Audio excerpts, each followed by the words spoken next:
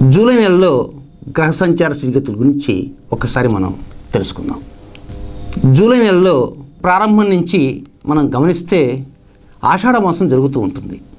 అయితే ఈ ఆషాఢ మాసం ప్రారంభం రోజు, ఆషాఢ పూర్ణిమ, ఆషాఢ అమావాస్య, ఈ 3 రోజులు కూడా శనివారాలు రావటం ఒక విశేషం. దీనికి తోడు శుక్రుడు, రాహువు ఈ 2 గ్రహాలు కూడా షష్టాష్టకాల్లో ఉన్నాయి. అదొక గమనిక. దానికి తోడు శని, రాహువులు కుజుడితో దిర్ద్వాదశాలుగా ఉంటున్నాయి. ఇలాంటివి కొన్ని వ్యతిరేక గ్రహస్థితులు కూడా మనకు కనబడుతూ ఉన్నాయి. దీనికి తోడుగా మనం గమనించాల్సిన అతి ముఖ్య వివరం ఏంటంటే, కొన్ని ప్రత్యేకమైనటువంటి సమయాలలో మౌనం పాటించడం కానీ, నిద్రపోవటం కానీ, నిద్రపోకుండా ఉండటం కానీ, లేక నడవటం కానీ, లేక వేడి పానీయం లాంటి తాగటం కానీ, ఇలాంటివి ఈ జూలై నెలలో మనం తెలుసుకోవాలి. అయితే ఈ జూలై నెల 5వ తేదీ శనివారం, 5వ తేదీ శనివారం, ఆ రోజున నక్షత్రం హస్త నక్షత్రం వస్తుంది. ఏమిటి దీని విశేషం అంటే, ఆషాఢ మాసంలో ప్రారంభ అంత్యాలలో మధ్య, ఆది మధ్య అంత్యాలలో శనివారం వచ్చింది. అయితే ఇదే శనివారం 5వ తేదీ హస్త నక్షత్రంలో వచ్చింది. ఆనాడు ఉన్న గ్రహస్థితి ప్రకారంగా ఈ వృషభ రాశి జాతకులు ఆ రోజు ఏదో ప్రయాణం చేసేవారు ఉంటారు, కొంతమంది ఉంటారు. లేక ప్రయాణం చేయాలి, ఆ నెలలో ఏదైనా మరొక ప్రయాణం ఉంటే, ఇలాంటి ప్రయాణాలు ఏవైతే ఉంటాయో అలాంటి ప్రయాణాల గురించి ఒక పేపర్ తీసుకొని, పెన్ తీసుకొని అంతా కూడా నోట్ డౌన్ చేసుకోండి. చాలా అవసరము. ఇది రాశి ఫలితాల్లో అవసరమా అని మీరు అనుకోవచ్చు. ఇది బల్ల గుద్ది చెప్తే ఇది అవసరము. ఎందుకు అవసరం అనేటువంటిది అక్టోబర్ నెలలో మనకు తెలుస్తుంది. గతంలో కూడా ఒక నోట్ డౌన్ చేసుకోమని చెప్పా. కనుక అది అక్టోబర్ నెలలో దాని ప్రభావం తెలుస్తుంది. కనుక 5వ తేదీన ప్రయాణం చేసేటువంటి వారు కానీ, లేక 5వ తేదీన రాబోయే రోజుల్లో ప్రయాణం చేసేవారు కానీ 5వ తేదీ మాత్రమే నోట్ డౌన్ చేసుకోండి. ఇక 2వ శుక్రవారం అంటే 11వ తేదీ అవుతుంది. జూలై 11వ తేదీ ఎలాంటి పరిస్థితుల్లో కూడా ఎవరికి రుణాలు ఇవ్వటం కానీ, రుణాలు తీసుకోవటం కానీ చేయకండి. చాలా జాగ్రత్తలు తీసుకోవాలి, అది గమనించాలి. అలాగే అదే జూలై 11వ తేదీ శుక్రవారం నాడు సంతాన విషయాలపైన శ్రద్ధ పెట్టండి. కొంతమంది సంతానం చదువుకుంటున్నారా లేదా, వారి వ్యాపారాలు చేసుకుంటున్నారు, లేక ఉద్యోగాలు చేసేవారు ఉంటారు, లేకపోతే వివాహం అయ్యి అత్తగారింటికి వెళ్ళిన వారు ఉంటారు, లేక వివాహం కాబోతున్న వారు ఉంటారు. ఏదైనా ఆనాడు జూలై 11వ తేదీ సంతాన విషయాల మీద వారి స్థితిగతుల గురించినటువంటి ఒక సరైనటువంటి అవగాహన అనేది తప్పకుండా తెలుసుకోవాలి. దాని మీద శ్రద్ధ ఉంచాల్సిన అవసరం ఉందని కూడా గుర్తుంచుకోవాలి. ఇక 21, 22 ఈ 2 తేదీలలో కూడా మీరు చేసే బిజినెస్ కావచ్చు, జాబ్ కావచ్చు, మీరు లేక సొంత వ్యాపారం కావచ్చు, లేకపోతే మీరు రాజకీయ రంగంలో ఉన్నవారు కావచ్చు, లేక సాఫ్ట్వేర్ ఇంజనీర్ కావచ్చు, ఏ రంగమైనా సరే, రంగం ఏదైనా సరే, ఆ 21, 22 ఈ 2 తేదీలలో ఎదుటి వ్యక్తులు చెప్పేటువంటి వివరాలని కొంతమంది ఆలకించి తూచా తప్పకుండా పాటిస్తుంటారు. కానీ 21వ తేదీ, 22వ తేదీ మాత్రం ఎదుటి వ్యక్తులు చెప్పేటువంటి వివరాలు ఏదైనా ఉంటే, అయ్యా దయచేసి నాకు చిన్న పని ఉంది, ఈ పని చేసుకొని వస్తాను, తర్వాత మాట్లాడతాను, ఈరోజు మీరు మంచి అమూల్యమైన విషయాలు నాకు చెప్పబోతున్నారు, కానీ నా జాతక ప్రకారం అమూల్య విషయాలు వింటే మాత్రం నాకు ఎందుకో బాగుండదని సిద్ధాంతి గారు చెప్పారు, గార్గే సిద్ధాంతి గారు. కనుక 21, 22 వదిలేసేయండి, 23 చెప్పండి అని డైరెక్ట్ చెప్పేసేయండి. అలాగే ఎదుటి వ్యక్తులు జోక్యం లేకుండా మంచి విషయాలు చెప్పటమే కాకుండా, చెప్పినా చెప్పకపోయినా జోక్యం చేసుకునే వారు ఉంటారు. కనుక అలాంటి వారి జోక్యం మాత్రం తగదు. ఇది బాగా ఉంచుకోవాల్సిన ఒక హెచ్చరికలాగా మీరు గుర్తుంచుకోండి. ఇక ఉన్నత స్థాయి వ్యక్తులతో ఈ నెలలో ఎప్పుడైనా సరే చాలా హుందాగా ప్రవర్తించండి. ఉన్నత స్థాయి వ్యక్తులతో సహజంగా మీరు ఏ రీతిలో మాట్లాడుతూ ఉంటారో అంతకంటే గొప్పగా మాట్లాడటానికే ప్రయత్నం అంటూ చేయండి. ఇక ఈ జూలై 25వ తేదీ శుక్రవారం మాస శివరాత్రి, ఆరుద్ర నక్షత్రం వచ్చింది. అది మాస శివరాత్రి, ఆరుద్ర నక్షత్రం. తెల్లవారితే అమావాస్య, ఆషాఢ అమావాస్య వస్తుందన్నమాట. కనుక ఈ ఆషాఢ అమావాస్య తెల్లవారితో వస్తుంది కనుక ఈ వృషభ రాశి వారు ఒక్కొక్క నక్షత్రం వారు ఒక్కో రీతిలో అక్కడ పరిహారం పాటించాలి. ఇక నక్షత్ర వయసు కనుక వెళ్తే కృత్తికా నక్షత్రం 2, 3, 4 పాదాల వారికి ఏంటంటే బంధువుల యొక్క ఆదరణ బాగా పెరుగుతుంది. వారు ఊహించిన రీతి కంటే కూడా వారి ఆదరణ ప్రేరణ చక్కగా ఉంటుంది. వారు చేసుకునే దూర ప్రాంత ప్రయాణంలో మార్పులు ఉంటాయి. కానీ 5వ తేదీ మాత్రం ఆ నోట్ డౌన్ చేసుకోవడానికి ప్రయత్నం చేయండి. వ్యక్తిగత విమర్శలు మాత్రం తరచుగా చేస్తూ ఉంటారు, ఎదుటివారిని చేస్తూ ఉంటారు వ్యక్తిగత విమర్శలు. ఈ విమర్శలు చేసే సమయంలో మాత్రం కొంత జాగ్రత్తగా నాలుకని కంట్రోల్లో ఉంచుకొని విమర్శించడానికి ప్రయత్నం చేయండి. ఆ విమర్శలు కూడా ఇంకా బాగా లోతుగా వెళ్ళాలంటే 11వ తేదీ శుక్రవారము, అలాగే 24వ తేదీ సోమవారము విమర్శలు మాత్రం చేయకండి. మిగతాలో చేసినా చేయకపోయినా 11వ శుక్రవారము 24వ సోమవారం మాత్రం విమర్శలు మాత్రం చేయకండి.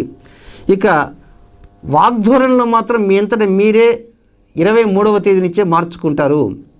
ఎందుకో విమర్శ చేయటం అనవసరం అనుకుంటారో ఏమో, మొత్తం మీద మార్చుకుంటారు. స్పెక్యులేషన్ మాత్రం ఈ నెలంతా కూడా బండి వెనకంజలోనే ఉంటుంది తప్ప ఎక్కడా ముందంజలో ఉండదు. కనుక అనవసరంగా దాని మీద డబ్బు వేస్ట్ చేయకండి. ఒక విధంగా చెప్పాలి అంటే ఈ నెల చాలా వరకు కొన్ని లోపాలతో నడుస్తుందనే మనం చెప్పుకోవాలి. కనుక కృత్తికా నక్షత్రం 2, 3, 4 పాదాల వారు పాటించాల్సినటువంటి ముఖ్య గమనిక ఏమిటంటే 5వ తేదీ ప్రయాణానికి సంబంధించినటువంటి నోట్ డౌన్ చేసుకోవటము, అలాగే 11వ తేదీన రుణం ఇవ్వటం కానీ రుణం తీసుకోవటం కానీ అలాంటి చేయకుండా ఉండటము, సంతాన విషయాల మీద శ్రద్ధ ఉంచటము. జూలై 25వ తేదీన ఆ రోజున ప్రత్యేకంగా మీరు గమనించాల్సిందంటే ఒక చిన్న నిర్ణయాన్ని, అంటే ఆ రోజు ఉన్నటువంటి మహాశివరాత్రి ఆరుద్ర నక్షత్రం వచ్చింది.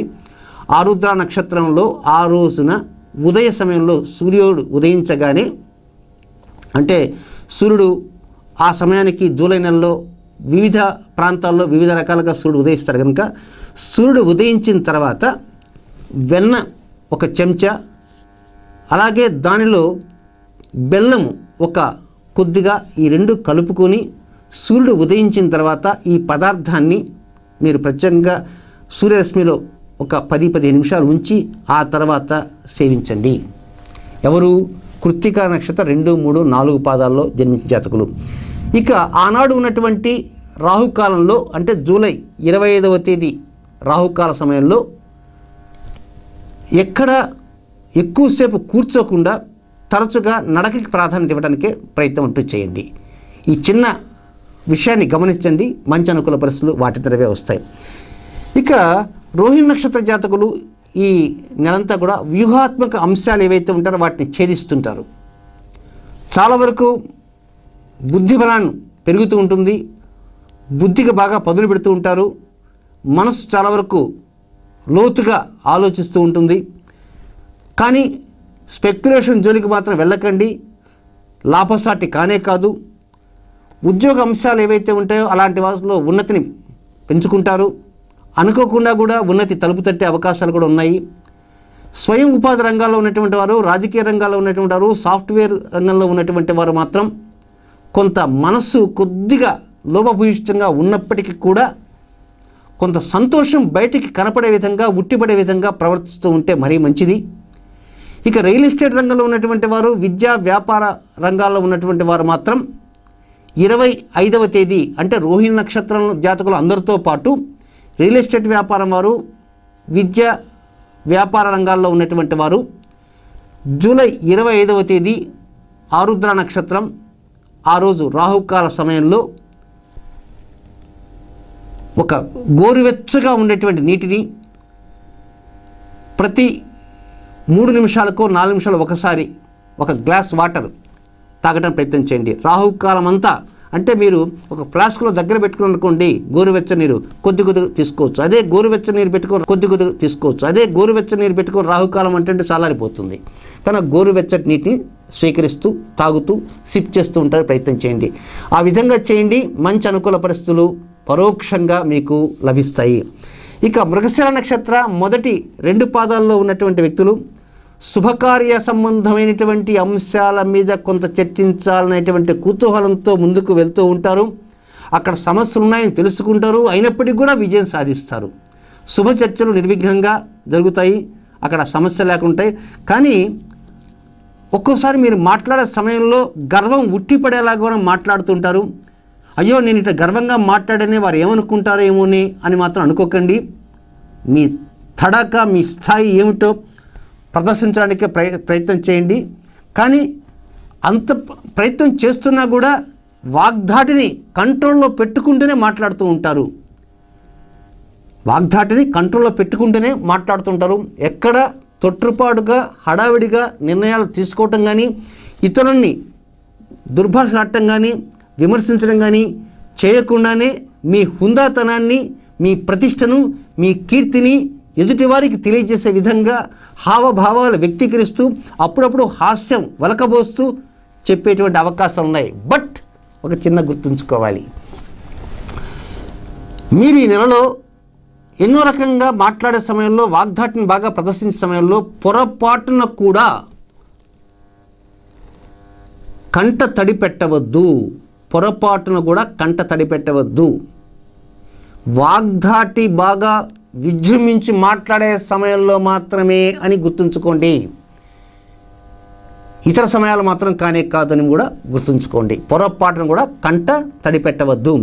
జూలై నెల 25వ తేదీ ఆ రోజున ఆరుద్ర నక్షత్రం, మహాశివరాత్రి, ఆ రోజు ఉన్నటువంటి రాహుకాల సమయంలో మాత్రం హాయిగా విశ్రాంతిగా, నిద్రపోకపోయినా విశ్రాంతిగా ఉండటానికే ప్రయత్నం చేయండి. చక్కగా ఆరోగ్య నియమాలు చేస్తారు. ఈ మాసంలో ఆరోగ్య నియమాలు మాత్రం ఒక్కోసారి పాటించలేకపోతారు. అది మాత్రం ఒక మైనస్ పాయింట్.